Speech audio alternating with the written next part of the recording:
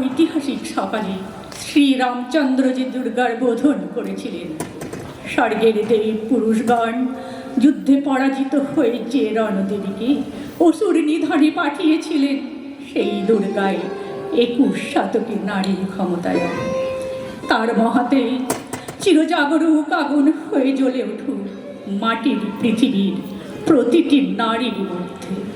হে মহামানবী, তোমাকে সালাম। মেয়েটির নাম দুর্গা সোরেন বটে। মায়ের ছিল না অক্ষর জ্ঞান ছটে। সর্বশিক্ষা অভিযানে পেয়ে বৃত্তি দুর্গা হয়েছে ইংরেজি স্কুলে ভর্তি।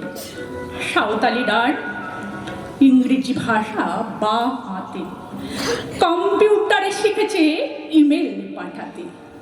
অঙ্কের স্যার ভুল হলে যোগ বিয়োগে গায়ে হাত দেয় পড়া শেখানোর সুযোগে। দুর্গা জানে না কোনটা যৌন লাঞ্ছনা, সেটা নোংরা বটে, কথাটা মানছ না। শেষে একদিন স্যারের নোংরা হাতটা মুচড়ে দিয়েছে দুর্গা, মেরেছে ঝাপটা। ওরে অর্ধেক আকাশে মাটিতে শাওলা, আকাশে উড়বে হবে কল্পনা চাওলা। যদি না বিমান ভেঙে পড়ে তার দুর্দার, মহাকাশচারী হবেই বটে দুর্গা।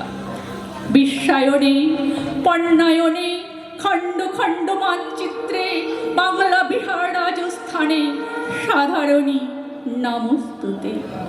পণ্যব্রতে পত্নীব্রতে মোহমুদ্রা ধ্বংসমুদ্রা প্রযুক্তিতে গৃহকর্মে সাধারণী নমস্তুতে। আমার দুর্গা পথে প্রান্তরে স্কুল ঘরে থাকে। আমার দুর্গা বিপদে আপদে আমাকে মা বলে ডাকে। আমার দুর্গা আত্মরক্ষা, শরীর পূর্বে মন না। আমার দুর্গা নারী গর্ভের রক্ত মাংস কন্যা। আমার দুর্গা গোলগাল মেয়ে, আমার দুর্গা তন্নি। আমার দুর্গা কখনো ঘরোয়া, কখনো আগুন বন্যি। আমার দুর্গা মেধা পাটিকার তিস্তা শীতলা বাদেরা। আমার দুর্গা নো হয়ে জালে অমাবস্যা রাধেরা। আমার দুর্গা মণিপুর জুড়ে নগ্ন মিছিলে হাঁটে। আমার দুর্গা কাস্তে হাতুড়ি আউশ ধানের মাঠে। আমার দুর্গা ত্রিশূল ধরেছে স্বর্গে এবং মর্তে। আমার দুর্গা বাঁচতে শিখেছে নিজেই নিজের স্বার্থে। আন্দোলনে উগ্রপন্থে, শিক্ষাব্রতে কর্মযজ্ঞে, রান্নাঘরে আতুর ঘরে মা তুঝে সালাম। অগ্নিপথে যুদ্ধ জয়ে, লিঙ্গ সাম্যে শ্রেণী সাম্যে, দাঙ্গা ক্ষেত্রে কুরুক্ষেত্রে মা তুঝে সালাম। মা তুঝে সালাম, মা তুঝে সালাম।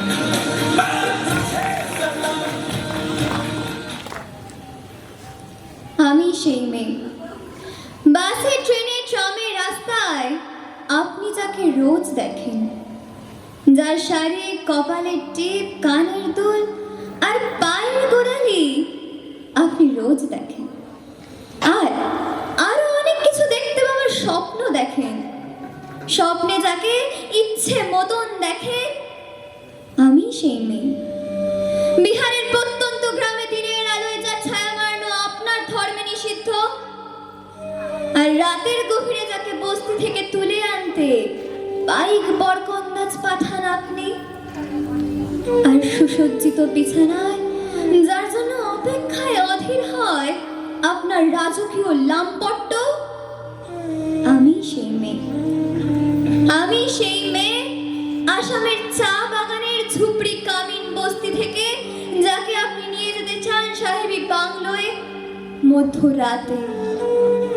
আর ফায়ার প্লেসের ঝলসে ওঠা আলোয় মোদির চোখে দেখতে চান যার অনাবৃত শরীর, আমি সেই মেয়ে।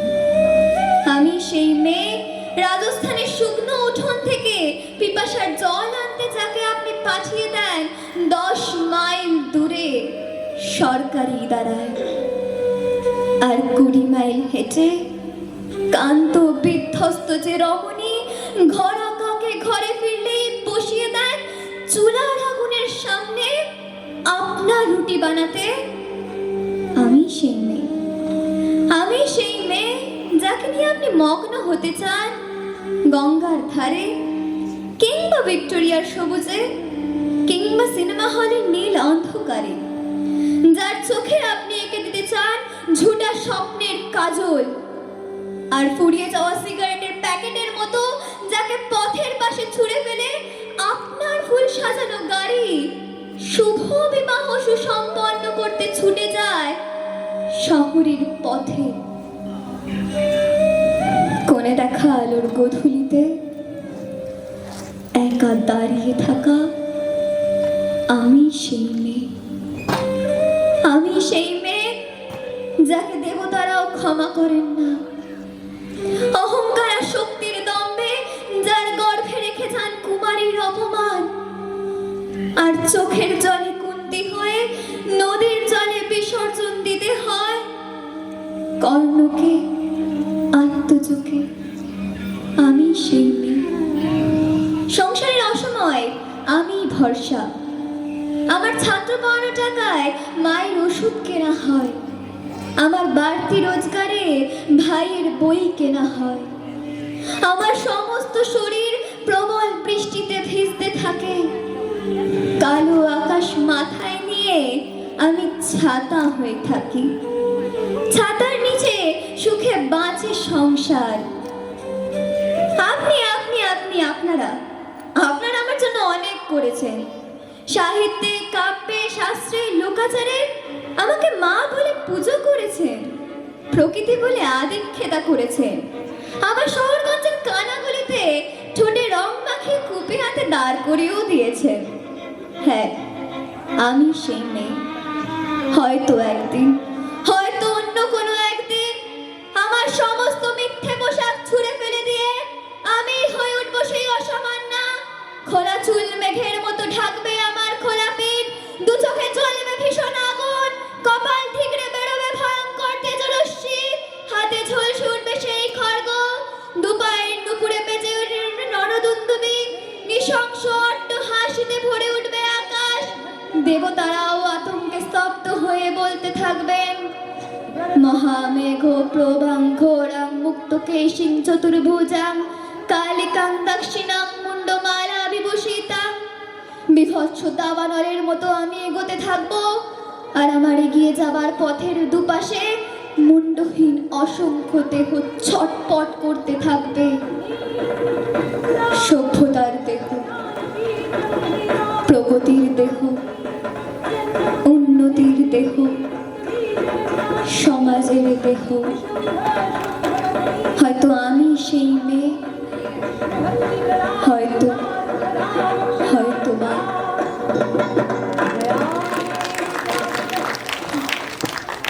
বিয়েতে 51টা শাড়ি পেয়েছিল মেয়েটা, অষ্টমঙ্গলায় ফিরে আরও 6টা। এত শাড়ি একসঙ্গে সে জীবনে দেখেনি। আলমারির প্রথম থাকে সে রাখলো সব নীল শাড়িদের, হালকা একটাকে জড়িয়ে সরে ধরে বলল, তুই আমার আকাশ। দ্বিতীয় থাকে রাখলো সব গোলাপিদের, গোলাপিকে জড়িয়ে সে বলল, তোর নাম অভিমান। তৃতীয় থাকে 3টি ময়ূর, যেন 3 দিক থেকে ছুটে আসা সুখ। তেজপাতা রং যে শাড়িটা, তার নাম দিল বিষাদ।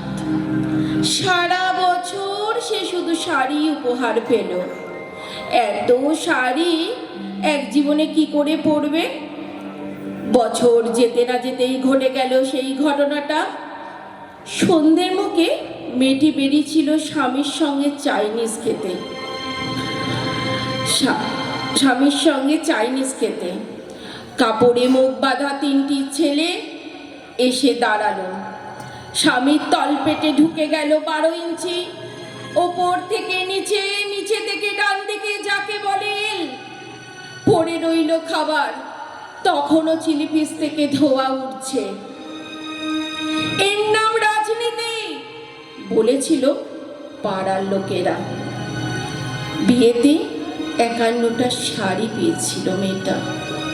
অষ্টমঙ্গলায় ফিরে এসে আরো 6টা। একদিন দুপুরে শাশুড়ি ঘুমিয়ে সমস্ত শাড়ি বের করে 6তলা বারান্দা থেকে উড়িয়ে দিয়েছিল নিচের পৃথিবীতে। শাশুড়ি পরিয়ে দিয়েছে তাকে সাদা থান। 19 বছরের একটা মেয়ে, সে একা। সেই থানও এক ছটকায় খুলে নিল 3 জন পাড়ার মোড়ে। সেই সদ্য নগ্ন বিধবা মেয়ে দৌড়াচ্ছে আর চিৎকার করছে, বাঁচাও! সে কি উল্লাস নির্বাক পাড়ার লোকেরা।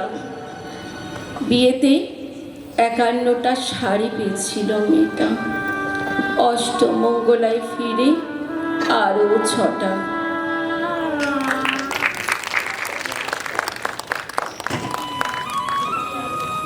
জিন্সের প্যান্ট আর টি শার্ট পরে আমাদের পাড়ার কালি এগিয়ে চলেছে সামনের ভিড়টার দিকে। সঙ্গে আরো কয়েকটি মেয়ে। পাড়ার লোকেরা ওদের নাম রেখেছে বিপদে কালে রক্ষা করে বাহিনী। কালীর নেতৃত্বে প্রায় 20 জন। কেউ বা কলেজে পড়ছে, কেউ বা গৃহবধূ, আবার কারো বা প্রায় 70 ছুঁই ছুঁই বয়স। কালী পুজোর দিন অমাবস্যার অন্ধকারের থেকেও ভয়ঙ্কর লোভী পুরুষের চোখ চারপাশের সমস্ত বাজির শব্দকে ছাপিয়ে ডাব ছালুই শুয়ে থাকা মুমতাজ এক ভালো মানুষ গলি থেকে একটা চাপা চিৎকার ভেসে আসছিল অনেকক্ষণ ধরে। একটি মেয়েকে ঘিরে রয়েছে কয়েকটি জান্তক চোখ। উল্লাস আর আদিম লোলুপ দৃষ্টিতে বারবার ধর্ষিত হচ্ছিল সে। 2 চোখ দিয়ে জল গড়িয়ে পড়ছিল অঝোর গতিতে। আসলে কাশফলন কেমন করে বুঝবে কান্নার খবর? একজন এগিয়ে আসেনি। পরপর কয়েকটি বাড়ির জানালা বন্ধ হয়ে গেল চটপট।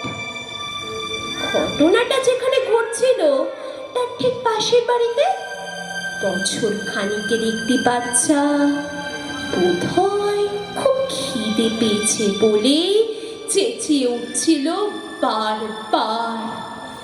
বাচ্চাটির মুখ 2 হাত দিয়ে খুব জোরে চেপে কান্না বন্ধ করে দিলেন তার অধ্যাপক।